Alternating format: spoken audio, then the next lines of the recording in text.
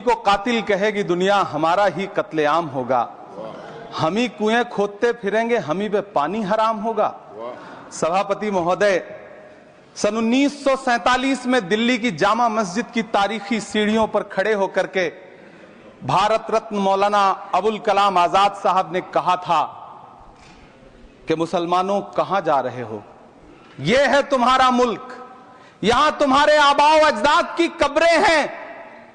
उस वक्त मौलाना आजाद की ये सदाएं सुन करके लोगों ने अपने सरों की गठरियां उतार करके रख दी थी। आज उसी दिल्ली में मौजूद देश की संसद में एक बिल आया है जो हमसे उसी जामा मस्जिद की सीढ़ियों के सबूत मांगेगा, जो उन्हीं सीढ़ियों के पास अपनी कब्र में सोए हुए मौलाना आजाद को फिर से कब्र से सदा देनी पड़ेगी कि ये जो कब्र है वो मेरी कब्र है, ये किसी सरकार की जागीर नहीं है। सभापति महोदय, मैं जहां खड़ा हूं इसी संसद भवन के सामने सड़क के उस पार अपनी कब्र में सोए हुए भारत के पूर्व राष्ट्रपति फखरुद्दीन अली अहमद की कब्र है। शायद अब उस कब्र से भी सदाएं आए कि ये कब्र मेरी कब्र है, ये सरकार की जागीर नहीं है। सभापति महोदय, मैं वक्फ कानूनों में किए जा रहे संविधान विरोधी बदलावों के खिलाफ बोलने के लिए खड़ा हुआ हूं। संविधान का आर्टिकल 14 हो, 29 हो, 30 हो, चीख चीख कर कहता है कि देश में सब बराबर के हकदार हैं। आर्टिकल 26 कहता है कि सबको अपने अपने मजहबी कामों के लिए मंदिर, मस्जिद, गिरजाघर, गुरुद्वारों का निर्माण करने का हक है और उसका रखरखाव का भी हक है। लेकिन डॉक्टर बाबा साहब अंबेडकर के संविधान को हर दिन कुचलने वाली यह सरकार देश के मुसलमानों से नफरत में इतनी अंधी हो गई है कि खुलेआम देश की संसद में देश सरकार के माइनॉरिटी मिनिस्टर साहब और होम मिनिस्टर साहब झूठ बोलते हैं और देश को गुमराह करते हैं। झूठ शब्द असत्य बोलते हैं। सरकार ने इस बिल का नाम उम्मीद रखा है। मंत्री जी कल से इसे देश के मुसलमानों के लिए नई उम्मीद बता रहे हैं। नहीं मंत्री जी, न तो यह बिल मुसलमानों के लिए नई उम्मीद है और न ही उम्मीद की नई किरण। सभापति महोदय, भाजपा ने पूरे देश में वक्फ के नाम पर कई सारे झूठ फैलाए हैं। आइए आज उनकी सच्चाई पर बात करते हैं। वक्फ ट्रिब्यूनल को ऐसे बताया जाता है जैसे वक्फ ट्रिब्यूनल कोई मजहबी खाप पंचायत हो। सभापति महोदय, जबकि सच्चाई यह है कि वक्फ ट्रिब्यूनल भी तो सरकारी न्यायिक विभाग है जिसमें सरकार द्वारा नियुक्त जज होते हैं, जिसमें प्रशासनिक अधिकारी होते हैं, कहीं ऊपर से थोड़ी आ गए। सभापति महोदय, देश के गृह मंत्री जी ने इसी सदन में कहा कि वक्फ ट्रिब्यूनल के फैसले के खिलाफ कोई कोर्ट नहीं जा सकता, जबकि सच यह है कि वक्फ एक्ट 1995 की धारा 83(9) के तहत हाई कोर्ट वक्फ ट्रिब्यूनल के फैसले की न सिर्फ समीक्षा कर सकता है बल्कि उसे बदल भी सकता है। सच तो यह है कि वक्फ बोर्ड खुद अपनी जमीनों के लिए कई सारी कोर्ट में मुकदमे लड़ रहा है। सभापति महोदय, दिल्ली की जिन 123 संपत्तियों को लेकर कल माइनॉरिटी मिनिस्टर, होम मिनिस्टर साहब और अभी आदरणीय नेता सदन बात कर रहे थे, आइए उनकी सच्चाइयों पे भी बात करते हैं। 1911 में जब अंग्रेजी हुकूमत ने कोलकाता के बजाय दिल्ली को राजधानी बनाने का फैसला किया तो रायसीना हिल्स के चारों तरफ जो मुसलमानों की ढेर सारी जमीनें थी उनको एक्वायर किया गया और लुटियन को इसकी तामीर की जिम्मेदारी सौंपी गई। सेंट्रल विस्टा की तरह लुटियन जोन का मेगा प्लान तैयार हुआ, लेकिन उस वक्त के मुसलमानों ने उस वक्त की अंग्रेजी हुकूमत से अपनी इबादत गाहों को बचाने के लिए लड़ाई लड़ी। मामला ब्रिटिश गवर्नमेंट तक पहुंचा। तब यह तय हुआ कि वो जो धार्मिक स्थल हैं उन्हें जस का तस रहने दिया जाएगा। इंडिया गेट के बगल वाली मस्जिद हो, जाप्तागंज, सुनहरी बाग मस्जिद हो, पार्लियामेंट रोड वाली मस्जिद हो, ऐसी 123 संपत्तियों के मैनेजमेंट के लिए 1913 में मुसलमान वक्फ वैलिडेशन एक्ट बना और उसके बाद एक नया शहर बसाया गया जिसे लुटियंस जोन का नाम दिया गया। फिर 1943-45 के बीच एक और समझौता हुआ। आजादी से पहले उसके तहत काफी सारी वक्फ जायदादों को सुन्नी मजलिस औकाफ बनाकर उसके अंडर किया गया ताकि उसकी देखरेख की जा सके। गृह मंत्री जी 2 दिन से सदन में जो बात कह रहे हैं वो दरअसल 123 संपत्तियां उसी सुन्नी मजलिस औकाफ के तहत आती है। सभापति महोदय, आजाद भारत आजाद हुआ। आजादी के बाद भारत में 1954 में वक्फ एक्ट लागू हुआ, जिसकी धारा 9 के तहत 1964 में केंद्रीय वक्फ काउंसिल का गठन हुआ। दिल्ली की वही 123 प्रॉपर्टीज को 1970 में सर्वे गजट करके गजट नोटिफाई किया गया। इसके निपटारे के लिए पूर्व प्रधानमंत्री इंदिरा जी के द्वारा 1974 में एक बर्नी कमेटी बनाई गई। बर्नी कमेटी ने 1976 में इन 123 संपत्तियों को दिल्ली वक्फ बोर्ड की संपत्ति होने की रिपोर्ट सौंपी। उस रिपोर्ट के आधार पर 1984 में कांग्रेस सरकार ने उन 123 प्रॉपर्टीज को दिल्ली वक्फ बोर्ड को सौंपने का फैसला किया, जिसके खिलाफ विश्व हिंदू परिषद कोर्ट गई।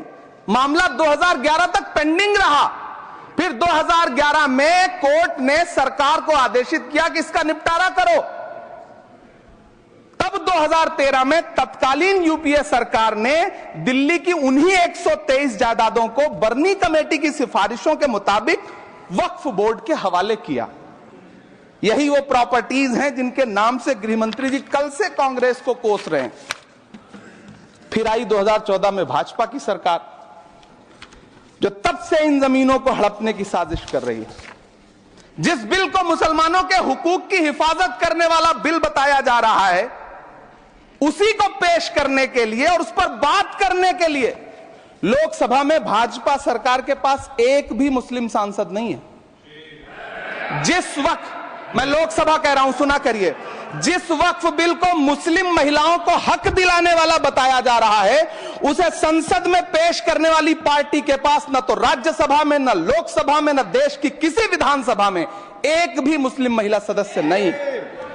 कल किरण रिजिजू जी कह रहे थे कि रेलवे की जमीनें देश की जमीनें हैं, डिफेंस की जमीनें देश की जमीनें हैं।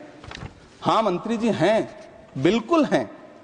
ये जो वक्फ की जमीनें हैं, ये हमारे पुरखों ने धार्मिक कामों के लिए डोनेट किया है, तो हम भी तो इसी देश के नागरिक हैं, हम भी तो इसी देश के बेटे हैं, तो वक्फ की जमीनें भी तो इसी देश की जमीनें हैं। उनको पराया क्यों बोलते हैं आप?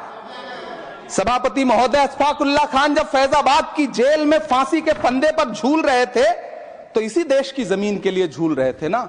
सभापति महोदय, अंडमान की जेल में काला पानी की सजा काटकर अपनी जान देने वाले मौलाना फजले हक खैराबादी हो या शेर खान अफरीदी हो, वो भी तो इसी जमीन के लिए अपनी जान दे रहे थे ना। सभापति महोदय, पाकिस्तान के खिलाफ लड़ते हुए अपनी जान देने वाले महावीर चक्र विजेता ब्रिगेडियर उस्मान हो या पाकिस्तान के पैटर्न टैंक उड़ाने वाला परमवीर चक्र विजेता वीर अब्दुल हमीद हो, वो भी तो इसी जमीन के लिए अपनी जान दे रहा था ना। और मंत्री जी, मैं इस सदन में अलल ऐलान ये कहता हूं कि जब भी इस देश की जमीन को लहू की जरूरत होगी, आपसे 2 कदम आगे इमरान खड़ा मिलेगा। ये मैं आपसे यकीन दिलाते हुए कह रहा हूं। सभापति महोदय, मैं सरकार से कहना चाहता हूं, हमसे हमारी इबादत गाहें तो मत छीनिए ना, हमारे घरों पे बुलडोजर तो मत चलाइए ना, हमारी कब्रों में तो हमें सुकून से सोने दीजिए ना। सभापति महोदय, माइनॉरिटी मिनिस्ट्री का बजट कट करके मुस्लिमों का भला करेंगे। गुजरात की बेटी बिल्किस के बलात्कारियों की रिहाई के बाद उन्हें माला पहनाने वाली लोगों के नेता ये कह रहे हैं कि यह बिल मुस्लिम महिलाओं को उनका हक दिलाएगा। धन्यवाद मोदी जी, क्या बढ़िया सौगातें मोदी दे रहे हैं आप। पहले हमें गुजराते मोदी दिया, आप सौगातें मोदी दे रहे हैं। लेकिन यह सरकार इतना याद रखे कि इसी ठसक के साथ देश की संसद में सीए का कानून भी लाया गया था और कहा गया था बड़े बड़े भाषण देकर के कि पड़ोसी देशों से हिंदू भाइयों को ला करके यहां नागरिकता दी जाएगी। लेकिन मैं आपके संज्ञान में लाता हूं सर कि पिछले इतने दिनों में इनसे नागरिकता लेने के लिए 2000 व्यक्ति भी नहीं आए, जबकि इसके उलट इन्हीं की सरकार में पिछले 10 साल में 15 लाख से ज्यादा भारतीयों ने भारत की नागरिकता छोड़ करके दूसरे देश में जाकर के बस गए। यह हुआ उस कानून का अंजाम। सभापति महोदय, इसी तरह की जिद के साथ किसानों के खिलाफ भी कानून लाए गए थे। जिस तरह आज वक्फ के फायदे गिनाए जा रहे हैं, उसी तरह से किसानों को भी कृषि कानूनों के फायदे गिनाए गए थे। लेकिन अंजाम क्या हुआ? 700 किसानों की शहादत लेने के बाद सरकार को अन्नदाता किसानों के सामने घुटने टेकने पड़े और कृषि कानून वापस लेने पड़े। जिल्ले इलाही, जमहूरियत जो है वो नफरत और ठसक से नहीं चलती है, अकड़ से नहीं चलती है। उसमें सबकी हिस्सेदारी जरूरी है। कल देश के माइनॉरिटी मिनिस्टर ने लोकसभा में खड़े होकर एक शेर सुनाया था कि मुझसे कोई बदगुमान न हो, तो मैं उन्हें एक शेर सुनाना चाहता हूं कि मैं आज जद पे हूं तो इतना खुशगुमान न हो, मैं आज जद पे हूं तो इतना खुशगुमान न हो, चराग सबके बुझेंगे हवा किसी की नहीं। नीतीश कुमार जी हो, चंद्रबाबू नायडू जी हो, चिराग पासवान जी हो, जयंत चौधरी जी हो, देवे गौड़ा जी हो, जीतन राम मांझी जी हो, सबको समझना पड़ेगा कि जब जंगल में आग लगती है तो न वो बरगद बचते हैं जो हवा को आंधी में तब्दील करते हैं, न वो बांस बचते हैं जो आपसी रगड़ से चिंगारी पैदा करते हैं। सभापति महोदय, जब देश को मनमोहन सिंह साहब जैसा काबिल प्रधानमंत्री मिलता है तो देश को आरटीआई जैसा एक्ट मिलता है, सेज जैसा एक्ट मिलता है, मनरेगा जैसा एक्ट मिलता है, लिबरलाइजेशन मिलता है, राइट टू एजुकेशन मिलता है, नेशनल फूड सिक्योरिटी एक्ट मिलता है। लेकिन जब देश को सौगातें मोदी मिलती है तो क्या मिलता है? सीए मिलता है, फॉर्म्स लॉ मिलता है, आर्टिकल 370 मिलता है, इलेक्टोरल बॉन्ड जैसा एक्ट मिलता है और वक्फ अमेंडमेंट एक्ट जैसे बिल देश को मिलते हैं। मुझे तो अपने हमवतन भाइयों से पूछना है कि आपको अपने बच्चों की तरक्की, खुशहाली और नौकरी की दरकार है या फिर मुसलमानों की दान की गई जमीनों को लूट कर धन्ना सेठों को देने की साजिश करने वाले कानून की? सभापति महोदय, यह सरकार रात के 3 बजे तक पूरे देश को जगा करके संसद में अपने ही नागरिकों को नीचा दिखाने के लिए वक्फ बिल ला रही थी, तो उधर रात के 1:30 बजे अमेरिका हम पर 26% टैरिफ लगा रहा था। सरकार की प्राथमिकताएं देश को पता। सभापति महोदय, मैं बहुत भावुक हूं आज, और मुझे अच्छा लगा कि आदरणीय नेता सदन जगत प्रकाश नड्डा जी ने बहुत अच्छी बातें भी की, मन से बातें की। क्योंकि उनके नाम में प्रकाश जुड़ा है तो मैं उनमें हमेशा एक रोशनी की किरण देखता हूं। मैं उनके सामने बहुत अदब से यह बात कहना चाहता हूं कि चिरागों के सफर में दबदबा हो आंधियों का तो फिर अंजाम जुल्मत के सिवा कुछ भी नहीं होगा। यह दुनिया नफरतों के आखिरी स्टेज पर है, इलाज इसका मोहब्बत के सिवा कुछ भी नहीं होगा। मैं भावुक हूं, मेरी पलकें गीली हैं।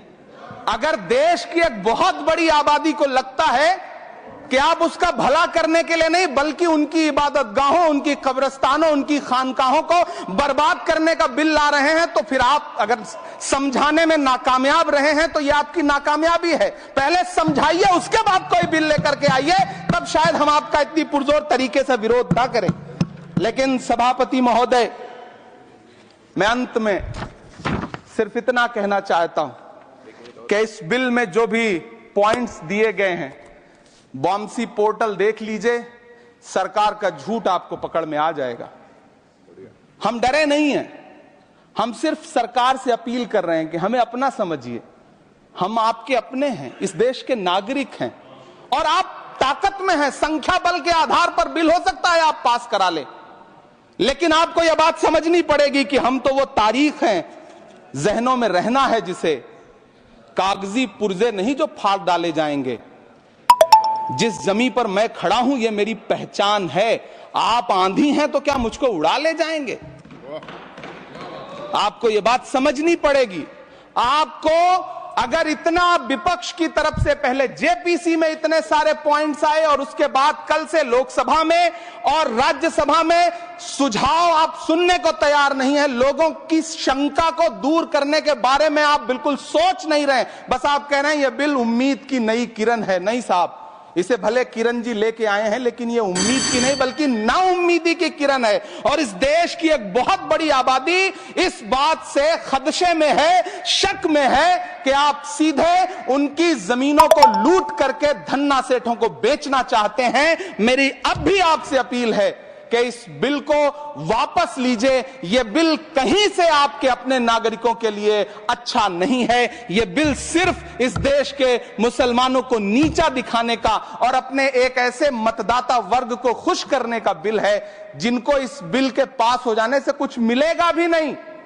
लेकिन आप एक नैरेटिव देना चाहते हैं, एक मैसेज देना चाहते हैं। मेरी आपसे अपील है कि कृपया ये जो सबका साथ सबका विकास का नारा है, इस नारे को रत्ती भर तो चरित्रार्थ कर दीजिए।